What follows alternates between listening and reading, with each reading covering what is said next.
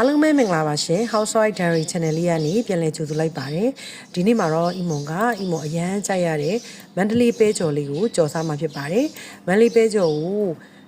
ခက်ခဲနဲ့ကြော်စားစရာမလိုတော့ဘူးเนาะလွယ်လွယ်ကူကူမြင်မြန်ဆန်ဆန်လေးကြော်စားတဲ့နည်းလေးကိုအီမွန်မျှဝေပေးခြင်းလို့ပါ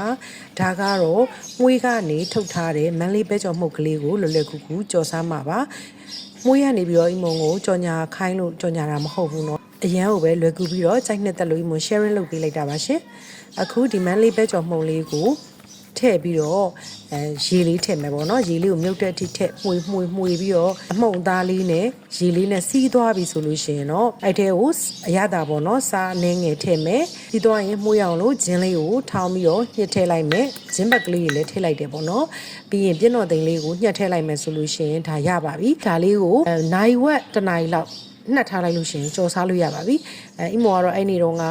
နောက်နေ့မှကြော်စားမှဖြစ်တဲ့အတွက်ကြောင့်မို့လို့ရေခဲတတာထဲမှာထည့်ပြီးနှက်ထားလိုက်ပါတယ်နောက်နေ့ကြော်စားတော့လေအရန်ကိုအဆင်ပြေပါတယ်ဒီမို့လို့ငယ်ကလေးကစားခဲ့ရတဲ့မန်းလေးပဲကြော်အရသာအတိုင်းစိတ်လေးရတယ်ပေါ့နော်ဒါဆိုရင်ကိုယ်အိမ်မှာစီတန်လေးနဲ့မွေးလေးကြော်စားလို့ရပါပြီမြန်မာရီ BB အကြော်ကိုကြိုက်ပေမဲ့စီမတန့်တော့တော်တန်ကိုမစားဖြစ်ကြဘူးနော်အီမိုတို့တွေကလေအဲ့အတွက်ကြောင့်မို့လို့ကိုယ့်ဘက်ကိုအိမ်မှာကိုယ်အိမ်ကစီတန်လေးနဲ့ကြော်စားတော့စိတ်ချလက်ချနဲ့စားလို့ရပြီပေါ့